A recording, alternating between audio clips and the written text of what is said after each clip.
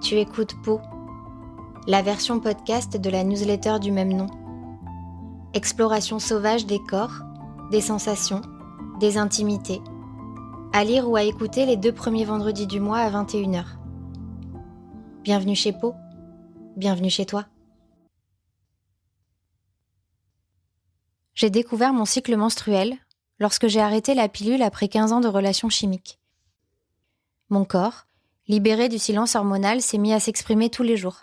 Et j'ai été bouleversée par un tumulte de sensations et de ressentis qui n'avaient rien à voir avec ce que j'avais connu jusque-là. J'ai même eu le sentiment de découvrir ma véritable personnalité. Personne ne m'en avait parlé. À vrai dire, personne ne m'avait jamais parlé de mon cycle menstruel. C'était une histoire de sang et de contraintes que je devais garder pour moi. Comme tant d'autres femmes avant moi, j'ai alors réalisé que la biologie féminine était l'angle mort de notre éducation. Elle n'est pas enseignée, elle est peu transmise, elle est à peine maîtrisée par les principales concernées. Ce brouillard est arrivé au moment où je m'étais engagée dans une nouvelle relation avec mon corps. Comprendre ma nature cyclique est devenu un enjeu pour moi, puis un engagement pour les autres. Je me suis formée au sein d'une académie pour pouvoir participer à la sensibilisation de toutes. Aujourd'hui, je suis intimement convaincue que la compréhension de notre cycle menstruel et de notre anatomie de femme est un élément fondamental pour la qualité de notre existence, et le premier levier d'émancipation. Rappelons que le cycle menstruel représente 6 ans de notre vie. Bienvenue dans ce hors-série qui plonge au cœur de la matière. Les corps menstrués n'ont pas le même rythme que les autres. Il existe une vérité fondamentale et incontestable qui, une fois intégrée, agit comme un baume.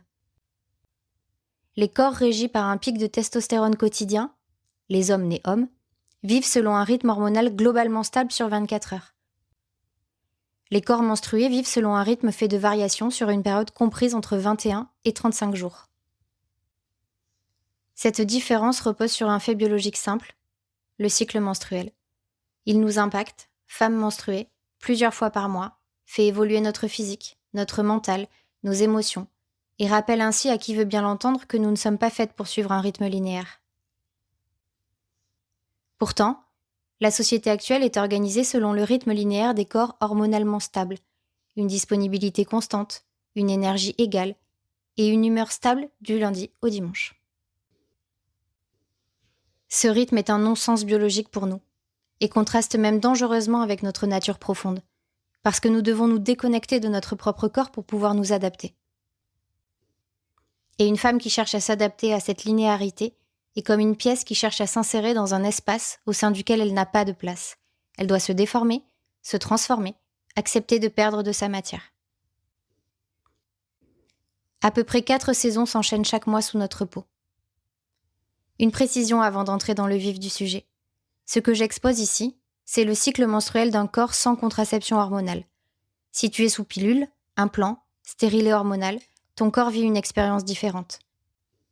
La chimie met le processus d'ovulation en sommeil pour créer une stabilité artificielle. Tu ne ressentiras donc probablement pas ces 4 saisons dont je parle dans les lignes suivantes, et c'est normal. Comprendre comment fonctionne la mécanique sans filtre est selon moi la base pour mieux habiter ton corps, quel que soit ton choix actuel. Le corps d'une femme menstruée sans contraception hormonale ressent chaque mois 4 saisons bien distinctes qui nous font traverser toutes les nuances de notre personnalité. L'hiver, les règles, et son appel au retrait. Le printemps, la phase ovulatoire entre les règles et l'ovulation, où l'énergie remonte, l'élan revient, et où tout semble de nouveau possible. L'été, l'ovulation, et ce besoin de contact, d'échange, de lien. L'automne, la phase lutéale entre l'ovulation et les prochaines règles, qui peut amener brutalement un grand besoin d'isolement, de calme et de solitude. Ça, c'est la théorie, qui prouve donc l'absurdité pour nous du rythme de vie linéaire, puisque nous connaissons des états radicalement opposés au cours du même mois. Dans la réalité, cette théorie bien organisée est à nuancer. D'une femme à l'autre, chaque phase du cycle menstruel est vécue différemment. Je connais une femme qui ne ressent absolument pas ce besoin de contact souvent associé à l'ovulation. Elle ressent même l'inverse. D'un cycle à l'autre, chez une même femme, selon ce qu'elle a vécu précédemment, événements marquants, émotions fortes, Il peut y avoir des mouvements très différents du cycle menstruel précédent. Il faut également prendre en compte les pathologies éventuelles et les déséquilibres hormonaux qui peuvent venir bouleverser ponctuellement ou durablement l'ordre établi. Le cycle menstruel n'est pas une horloge suisse, c'est l'expression vivante et donc changeante de notre corps.